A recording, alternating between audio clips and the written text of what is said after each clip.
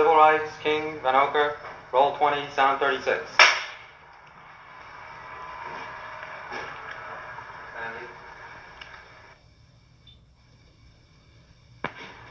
Dr. King, this church is as good a place as any to go back over your commitment to the civil rights movement. When you went out from here into university and then you went to Montgomery, Alabama and started the bus boycotts there, what was the philosophy of the civil rights movement as you saw it then, more than 10 years ago? Well, I would say then the philosophy was that we must go all out to use legal and nonviolent methods to gain full citizenship rights for the Negro people of our country. Of course, that particular struggle and that philosophy centered on breaking down all of the barriers of legal segregation. So I would say that in that period, the basic thrust for the gaining of citizenship rights for Negroes was to end the humiliation surrounding the whole system of legal segregation. Dr. King, was there something peculiar to the place where you started and the kind of people you attracted? I mean by that, there was a strong attachment on the part of your parishioners in Montgomery to the church. They were older people, weren't they? Yes, I would say by and large they were older people who participated in the boycott because they were the ones using the bus more than anybody else. And Montgomery was a community predominantly church-centered, so that it was very easy to get to the vast majority of Negroes because they were in some way connected with a church in the community. Sir, in addition to your commitment to the idea of nonviolence, wasn't it also the only thing you could do, the white community having the monopoly on violence, that if you had tried violence, they would have met it with violence? It was the only device open to you, wasn't it? Well, I'll put it another way, that morally, I was led to nonviolence because I felt that it was the best moral way to deal with the problem. We were seeking to establish a just society. And it was my feeling then, and it is my feeling now, that violence is certainly much more socially destructive, and it creates many more social problems than it solves. So I was led to nonviolence for deep moral reasons. Now, there is no doubt about the fact that in our struggle in Montgomery and all over the United States for that matter, nonviolence is also practically sound. It would just be impractical for the Negro to turn to violence. He has neither the instruments nor the techniques of violence. We are about 10 or 11% of the total population of the nation, and I would say we're about 1/10 of the firepower. So it would just be totally impractical and unwise and unrealistic for the Negro to think of violence. Well, I saw this in the beginning in Montgomery, but this wasn't the basic reason that I turned to nonviolence and that I believed in it as a philosophy. I turned to it because I felt that it was the morally excellent way to deal with the problem of racial injustice in our country. Is there something about nonviolence that made it, and I use that in the past tense, that made it more useful among Southern Negroes than the ghetto Negroes of the North? I wouldn't say there's anything that makes it more useful to Southern Negroes. I think it is true that we've had more nonviolent movements in the South because the problem for many years was more crystallized and, in a sense, more visible in the South. We didn't have many civil rights activities on a massive scale in the North until 3 or 4 years ago.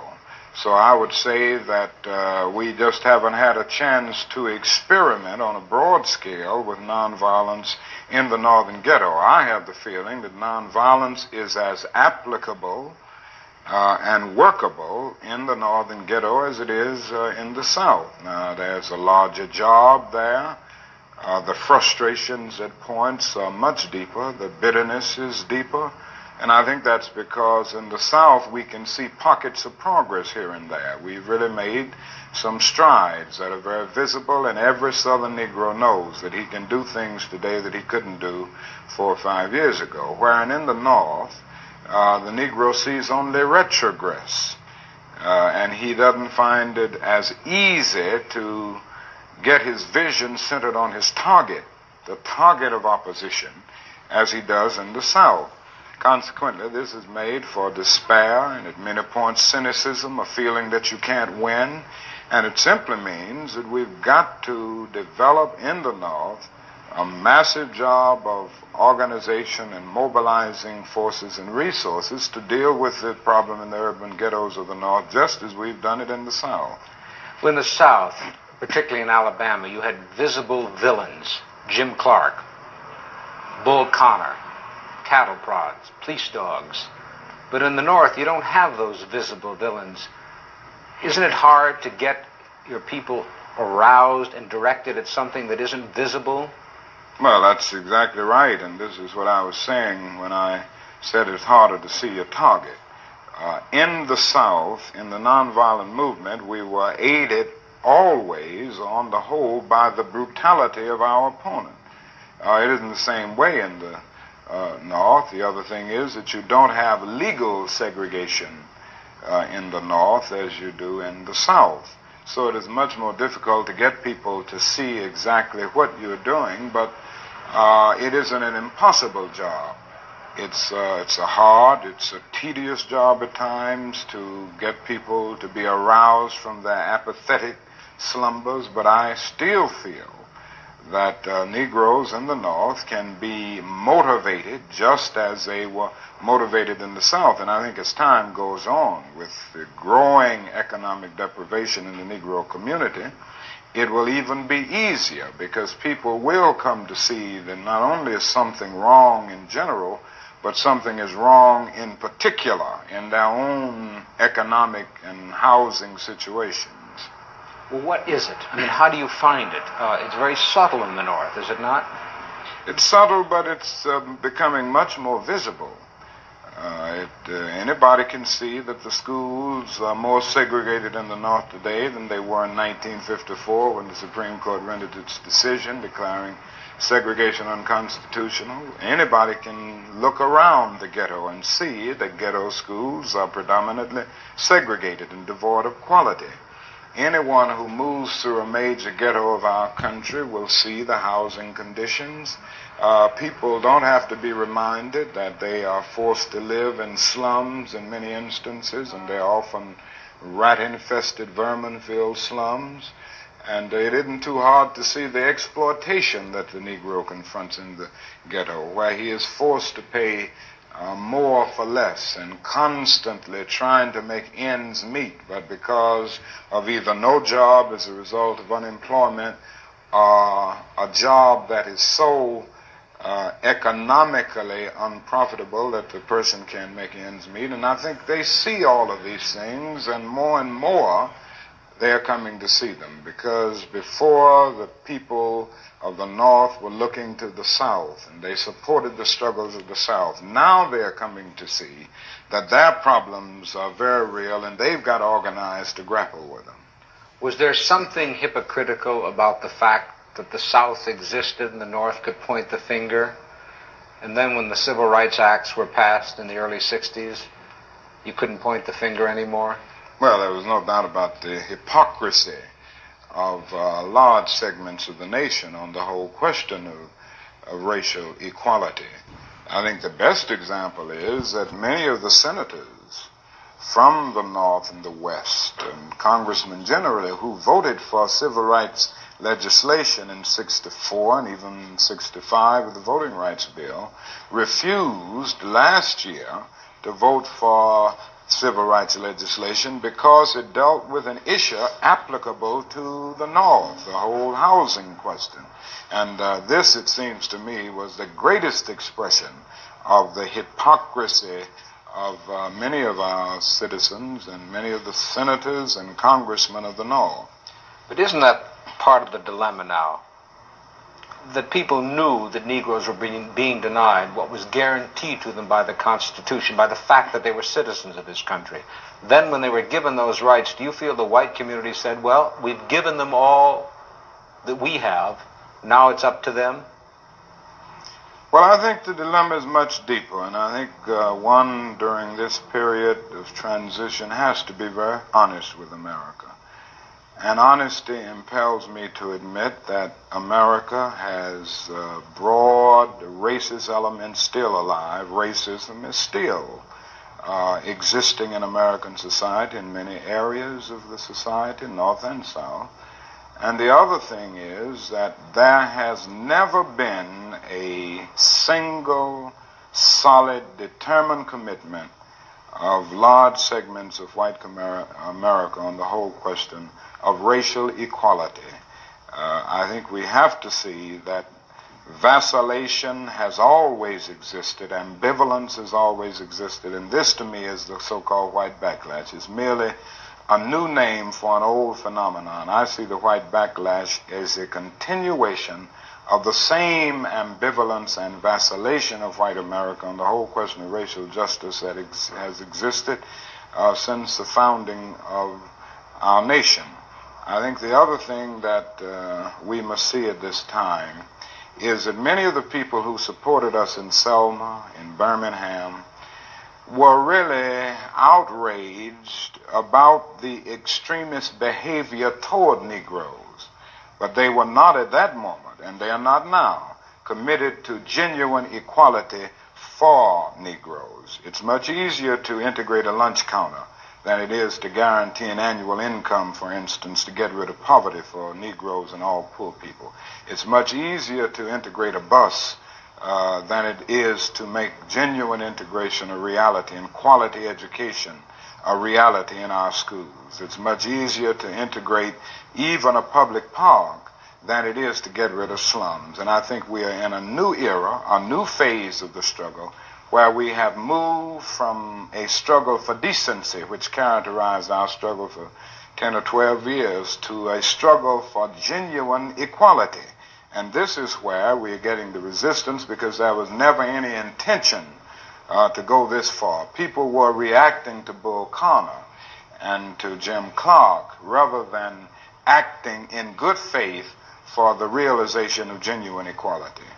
Do you think white people in this country, and I'm talking about non-segregationists, people devoid or thinking they're devoid of racism, do you have any idea of what they want the Negro to be in America?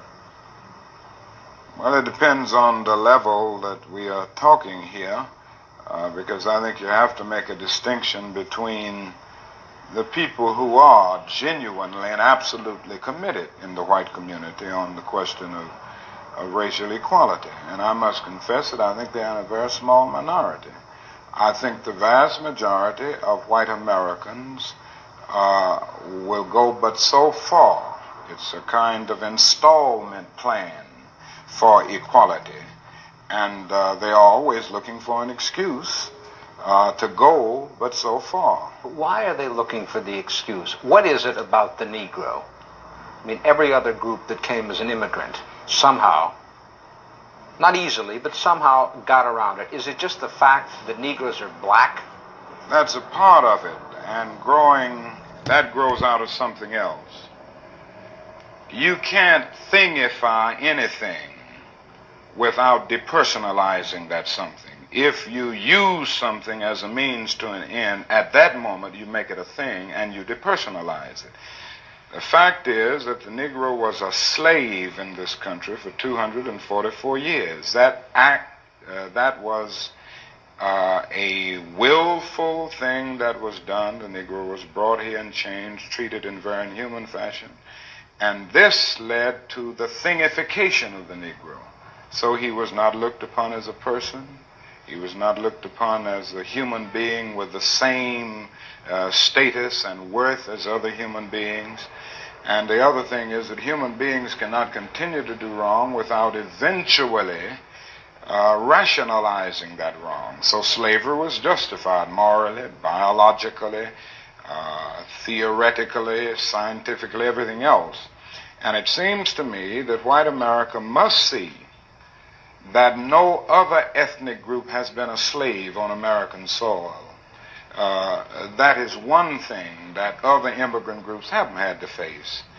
The other thing is that the color became a stigma. American society made the Negro's color a stigma, and that can never be overlooked. So I think these things are absolutely necessary. The other thing is that America freed the slaves in 1863 through the Emancipation Proclamation of Abraham Lincoln, but gave the slaves no land or nothing in reality, and as a matter of fact, to get started on. At the same time, America was giving away millions of acres of land in the West and the Midwest, which meant that there was a willingness to give the white peasants from Europe an economic base.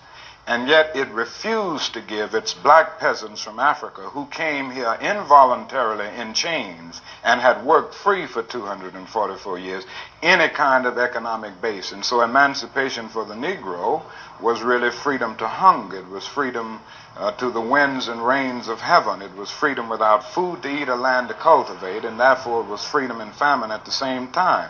And when white Americans tell the Negro to lift himself by his own bootstraps, preach. They don't look over the legacy of slavery and segregation. I believe we ought to do all we can and seek to lift ourselves by our own bootstraps, but it's a cruel jest to say to a bootless man that he ought to lift himself by his own bootstraps. And many Negroes, by the thousands and millions, have been left bootless as a result of all of these years of oppression and as a result of a society that deliberately made his color a stigma and something worthless and degrading.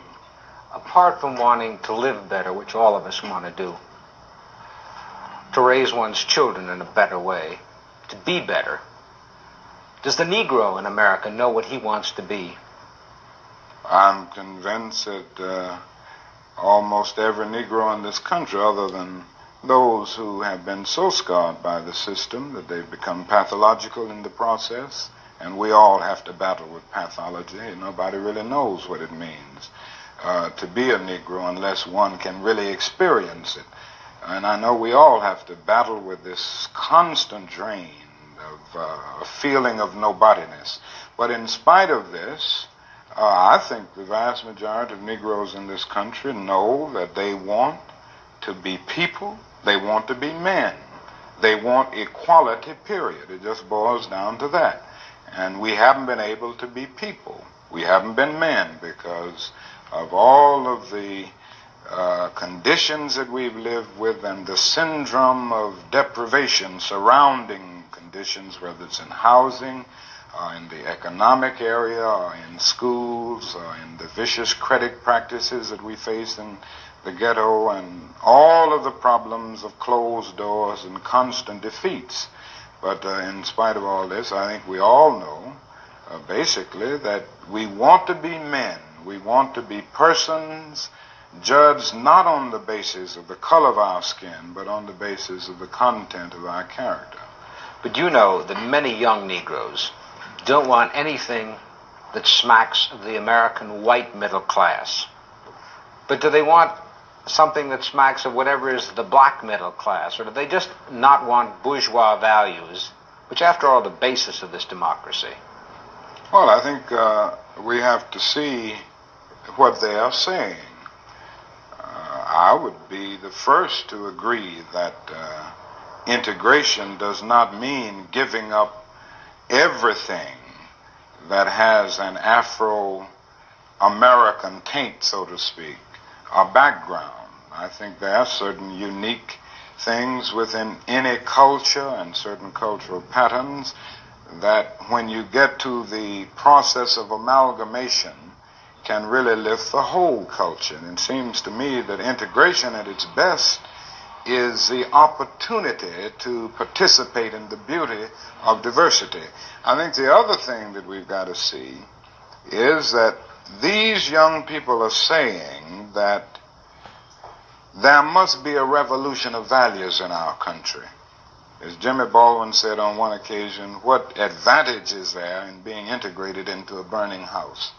And I feel that there is a need for a revolution of values in America, because some of the values that presently exist are certainly out of line with the values and the idealistic structure that brought our nation into being. Unfortunately, we haven't been true to these ideals, and many of the values of so-called white middle-class society are values that need to be reviewed and re-evaluated, and in a real sense, they need to be changed. So I think the young people in the Negro community who are raising these questions are raising some very profound questions about our total society. In other words, they are saying that there must be a restructuring of the architecture of our society where values are concerned. And with this I would agree with. So in the quest for integration, I think we can offer our whole nation something, because there are three evils in our nation. It's not only racism,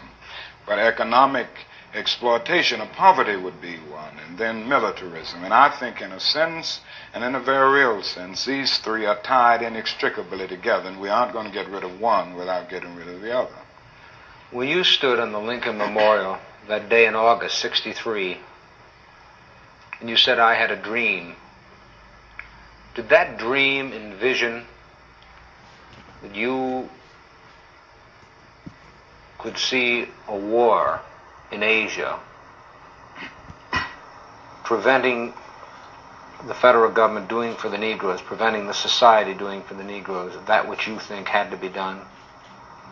No, I didn't envision that then. I must confess that that period was a great period of hope for me. And I'm sure for many others all across the nation, many of the Negroes who had about lost hope, saw a solid decade of progress in the South. And in 1954, which was, 64, 1963, 9 years after the Supreme Court's decision to be in the March on Washington, meant a great deal. It was a high moment, a great watershed moment. But I must confess that that dream that I had that day has at many points turned into a nightmare. Now, I'm not one to lose hope. I keep on hoping. I still have faith in the future. But I've had to analyze many things over the last few years, and I would say over the last few months. I've gone through a lot of soul-searching and agonizing moments. And I've come to see that we have many more difficult days ahead, and some of the old optimism was a little superficial, and now it must be tempered with a solid realism. And I think the realistic fact is that we still have a long, long way to go, and that we are involved in a war on Asian soil, which, if not checked and stopped, can poison the very soul of our nation. Dr. King, even if there had not been a war in Asia, would you still not have had this nightmare insofar as the Negro movement for equality then touched on two things that the white community holds sacred: their children and their property? Oh, I have no doubt that we would have encountered great difficulties, great problems of resistance, if the war had not been in existence. So that I'm not going to say that all of our problems will be solved if the war in Vietnam is ended. But I do say that the war makes it infinitely more difficult to deal with these problems. When a nation becomes obsessed with the guns of war, it loses its social perspective, and programs of social uplift suffer. This is just a fact of history, so that we do face many more difficulties as a result of the war. It's much more difficult to really arouse a conscience during a time of war. I noticed the other day, some weeks ago, a Negro was shot down in Chicago, and it was a clear case of police brutality. That was on page 30 of the paper, but on page 1 at the top, was 780 Viet Cong killed. There is something about a war like this that makes people insensitive. It dulls the conscience.